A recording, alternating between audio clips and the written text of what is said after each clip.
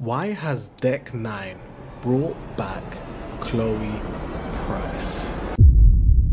As a Life is Strange fan, I have got introduced to the series back in 2017. Maybe because when I was in Japan, maybe I just was able to deeply reflect on kind of how the series felt. At the time I was alone in a country where I didn't have that many friends that I could only speak to only on PlayStation.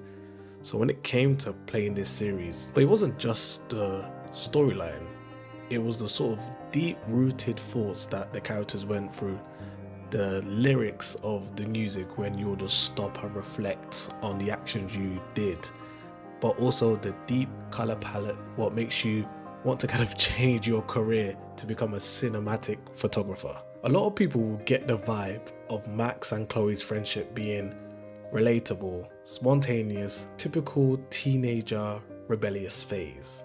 But from what I got from the two young women was that they wanted to get control of their life back and take back what they lost. As most of you are watching this, I know we've all felt like if we can go back in time, we would definitely want to fix or change something. And I feel like that's what kind of tugged on the heartstrings of what made this series so amazing. As you get put into these scenarios, you start to feel the intentions behind every single decision. But at the same time, you see the consequences of your actions in real time. This automatically makes you do snappy decisions that could change the narrative of your ending.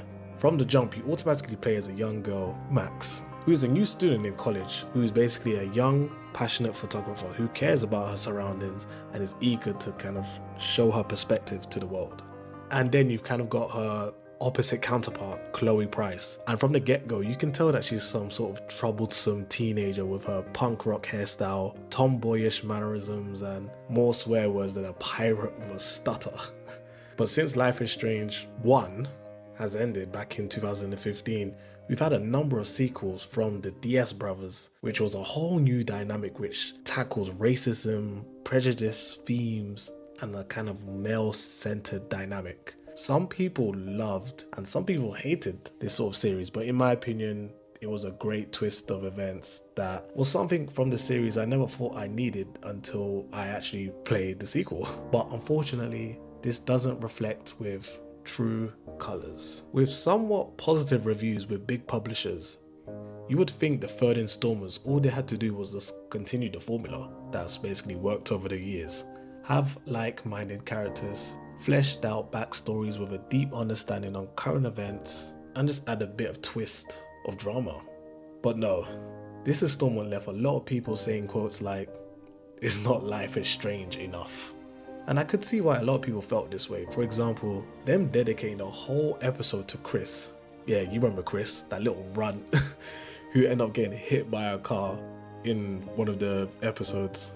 This segment and even the DLC part felt so unnecessarily put in. And I'm sorry, like, for the people who did like sort of Chris as a character, I really felt like, yeah, that kid was not really necessary to the series whatsoever.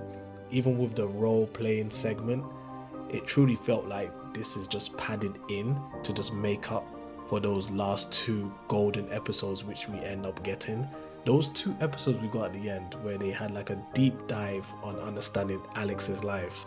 It was at the point where we started to understand more about her and her parents and where she came from back in the care home. These were the pivotal times where fans were actually hooked on Alex Chen's life, along with understanding her brother. The great ordeal of trauma, it felt like, wow, we can actually get into the mind of the decision making that Alex has made.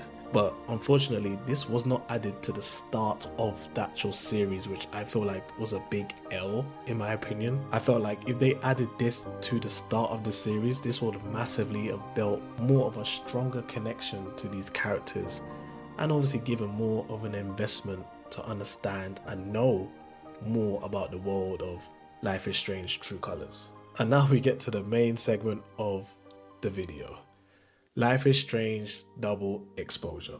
Enough time has passed where the sour taste of Alex Chen's sequel has slowly no longer been the main part of the conversation when it comes to the Life is Strange series. When we all think of Life is Strange, we always think of Chloe and Max. We think of the deep storytelling, the great music, which you never end up saving on Spotify, but you take the time to listen to it when the moment hits in the game. And that's where Double Exposure was supposed to do.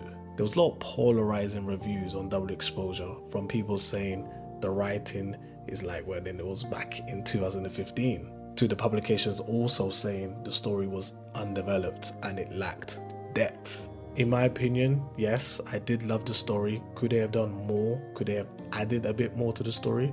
Of course. But in my assumption, I was just assuming they were building the lore of the story. So when the next installment does come out, we do have more of a fleshed out storyline. But I can understand why a lot of people will say that doesn't excuse of having a lackluster sequel. But this begs the question, why did they bring back Chloe? Was it because of Deck 9 trying to bring back the glory days of 2015? When it comes to ideas, do they feel like that Chloe, because she has a big fan base, and her just being in the new installment can automatically just res back the last two sequels, which kind of felt lackluster to a lot of the people in the fan base? At this point, in my opinion, I do feel like they are kind of bringing her back just to kind of tug on the heartstrings a bit more. If they can just give her a sort of segment, it makes people feel like, oh, okay, that she is still alive in some people's narratives. In my narrative, she is, because I did exonerate Arcadia Bay. But if you're a Life is Strange fan, please hit the like button as I'm trying to rival the titans of YouTube. Leave your thoughts in the comments as I'm responding to every comment, as I want to get this discussion going on why they brought back Chloe. Take care, guys. Peace.